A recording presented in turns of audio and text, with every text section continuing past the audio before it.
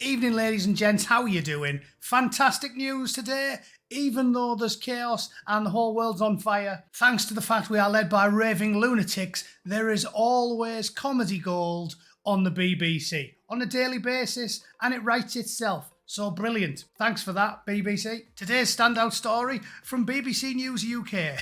A racist man who shouted in a police dog's face is jailed. Yeah, definitely offensive prejudice, that. What did he shout that was racist? I don't even understand what you can shout at a dog that counts as racist or prejudice. Seriously, saying something along the lines of, I'm paraphrasing, I'm assuming it was something along the lines of, you elongated, four-legged, furry prick. Is that picking on a racial characteristic? Well, judging by the 2-year sentence, I'm assuming it is.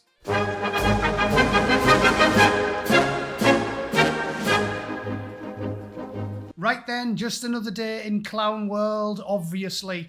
I'm going to cover this story, and then I'm going to cover some of the wisdom of Solzhenitsyn, because it's as true now as it ever has been, where he pointed out, this famous quote from the great man: your punishment for having a knife when they searched you would be very different from the thief's. For him to have a knife was mere misbehaviour, tradition. He didn't know any better.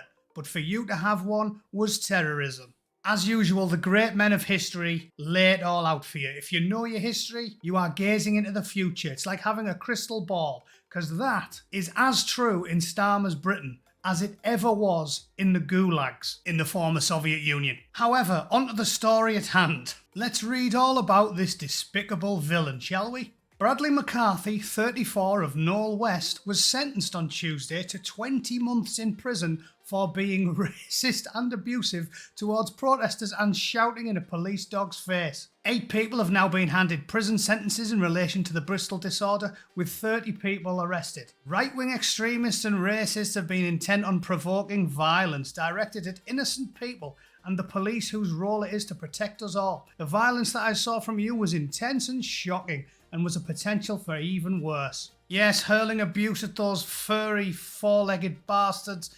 I just can't stand it, me. I just can't stand it. But I'd like you to bear in mind the Solzhenitsyn quote as we look at another story from recent days and see if you want to compare the two, i.e. insulting a police dog, verbally, using the menace of barbed words, and then Exhibit B, using the menace of barbed, big, manky, bladed objects.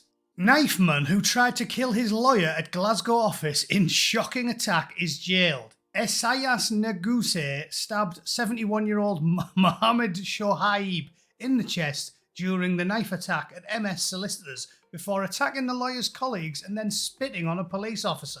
And there is the splendid gentleman there. Now, I know what a galloping lefty's going to say, but Bootneck, you handsome blue-eyed love machine, that bloke's been sent to prison. How can you argue that there's a two-tier justice system and quote Solzhenitsyn talking about, enemies of the state being treated like terrorists whilst criminals get a slap on the wrist when he's been sentenced to prison? So you're wrong.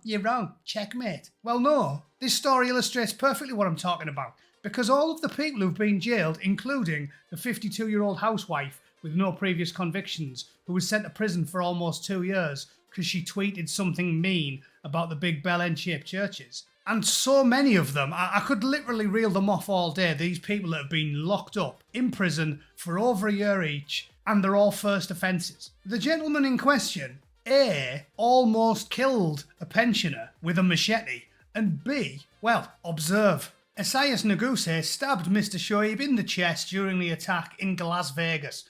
The 71-year-old victim suffered a wound to his right hand during the violent assault and feared he was going to die. Neguse was wrestled out of the office. He also headbutted another employee, bit the hand of another one, spat in a policeman's face, and left claret all over the office floor. Neguse denies attempted murder and several other charges during a trial at the High Court in Glasgow. Judge Colbeck said Neguse had 11 previous convictions between August 2018 and December 2021, with the latest offences committed after he had been released early from a 12-month sentence. Boom! And the truth shall set you free.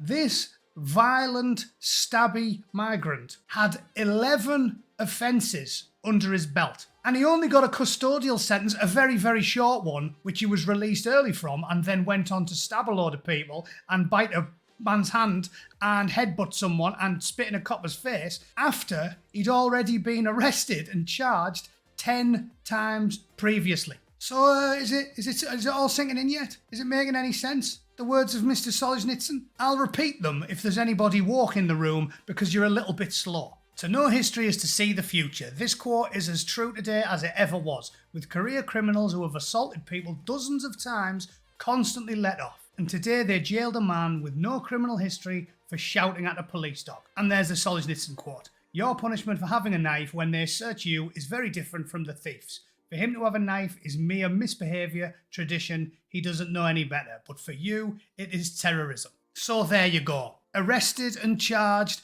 11 times. What they're going to do? Throw the book at him on the 12th one, are they? Give your head a shake. That bloke who nearly bled to death on his office floor should never have been stabbed in the first place if the law had dealt with the foreign illegal migrant that had already been involved in 11 criminal actions previously. At least 11. At least 11. Because if he's been charged 11 times, he's probably done 2011 crimes perpetuated against normal, innocent people. This is madness. Lunacy. 52-year-old housewife jailed for tweeting. Man jailed for 2 years for taunting a dog. Bloke who was imprisoned for his 11th offence was let out 5 months into a 12-month sentence, and then he goes and punches a bunch of holes in a pensioner.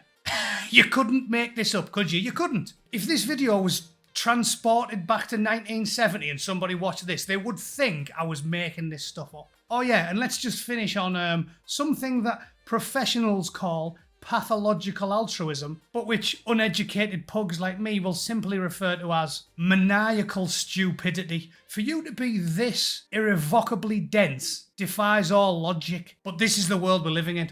Mr. Shoaib said he thought he was going to die after the blood was coming out of his chest like a shower, but he also said he felt sorry for Neguse because he had completed his 5 years of residency, being an asylum seeker from Eritrea, and he would have been granted permanent residence. So this has done a lot of damage to him as well. Well, not quite as much as to you though, has it, mate? Because you've now got a 12-inch scar and you pissed 4 pints of blood on your office floor, so not quite as damaging to him as it was to you. And there's dozens of instances like this, because they're brainwashing the kids throughout their entirety of their education, and when they grow up, they eat this stuff for breakfast. Pathological altruism is their meat and cheese. They can't get enough of it. Look at this one. Left-wing German politician who had some surprise sex visited upon her by migrants admits that she lied to the police because she didn't want to encourage prejudice. Celine Goran was attacked by 3 swarthy gentlemen in the city of Mannheim. She went to the police, but she lied and said she'd been robbed by German speakers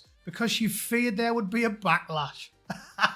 Amazing, amazing. So probably arrested the wrong bloke. Come on, Hans, off to the nick with you. Why? Well, because, you know, a left-wing politician got a bones jump by 3 blokes from Djibouti, but she didn't want to see them get in any trouble, so we're locking you up, yeah. Makes loads of sense. You can visit the sins upon strangers in Cloud Cuckoo Land, so Hans deserves everything he gets. Totally reasonable, innit? Anyway, that's the news roundup from the day. What have we got to take away from this? Well, nothing's changed since Stalin was running the show.